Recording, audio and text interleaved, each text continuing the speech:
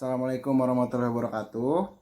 Nama saya Akmal Arifatullah, saya dari kelas 12 IPA 3, nomor absen saya 2. Di kesempatan kali ini, saya akan berbicara tentang masa Orde Baru kepada ayah saya sendiri. Beliau lahir pada tahun 1955.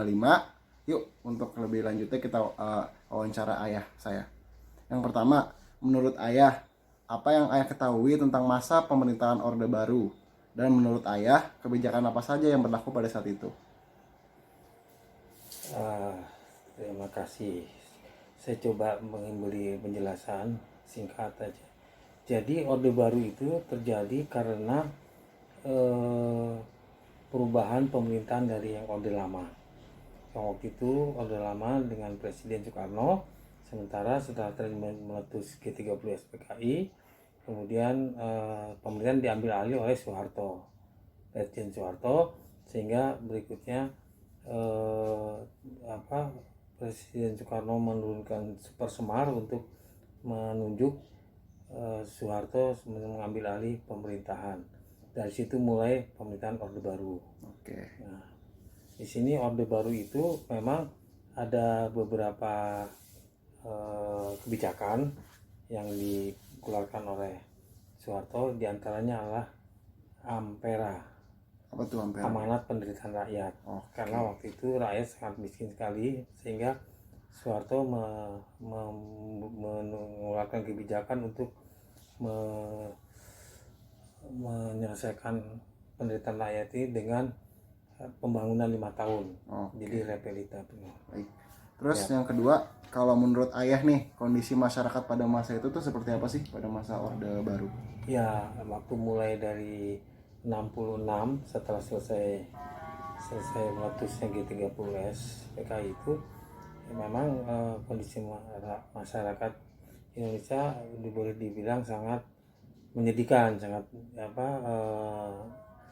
ya, dia banyak kemiskinan, dan terutama memang karena rakyat banyak yang belum bisa mendapatkan pengetahuan atau sekolah yang bisa mencerdaskan bangsa, sehingga masih banyak rakyat kita yang masih bodoh. Dan itulah makanya diantara kebijakan Soeharto itu adalah untuk meningkatkan kecerdasan masyarakat. Oke. Ya. Baik, yang ketiga, kalau ayah sendiri nih, apakah ayah pernah merasakan sendiri dampak dari konflik yang terjadi pada masa itu? Dampaknya ada terasa karena waktu itu awal itu saya sudah sekolah SD, ya. Jadi waktu itu kelas 5, kelas 5 menjelang kelas 6, jadi saya sudah merasakan kejadian itu memang sangat mencekam, menyedihkan, karena banyak jenderal yang dibunuh, sehingga Soeharto mengambil ambil alih kepemimpinan untuk menumpas habis G13 PKI. Jadi dengan itu baru setelah itu semua selesai, baru Soeharto bisa melanjutkan untuk pembangunan bangsa. Oke. Yang keempat nih, kalau dari segi politiknya, apa yang terjadi kerusuhan yang terjadi pada masa itu? Jadi kerusuhan yang terjadi pada masa itu terutama dipicu oleh mahasiswa. Oke. Mahasiswa ini memang pergerakan mahasiswa sangat signifikan sekali saat itu, karena ada kesatuan aksi mahasiswa atau kesatuan aksi pelajar pemuda Indonesia, KAPI. Nah, itu mereka tidak bisa menerima politik Soeharto ini yang masih menerapkan demilitarisasi. Artinya banyak jabatan fungsi-fungsi yang strategis, jabatan strategis pemerintah dipegang oleh militer. Oke, baik. Yang kelima, apakah ada perbedaan nih sistem partai yang dulu dan pada yang sekarang?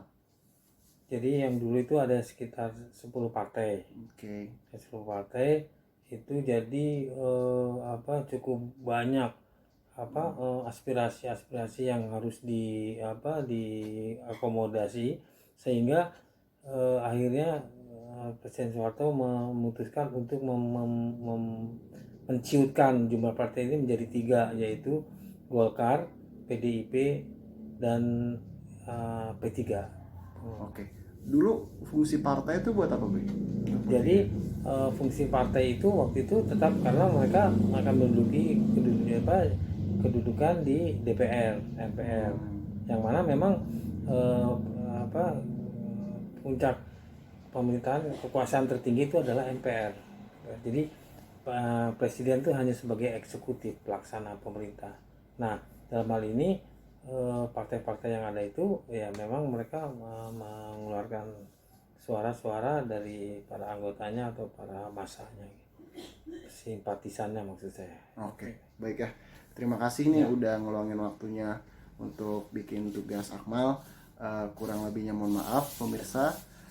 Wassalamualaikum warahmatullahi wabarakatuh. Waalaikumsalam warahmatullahi wabarakatuh.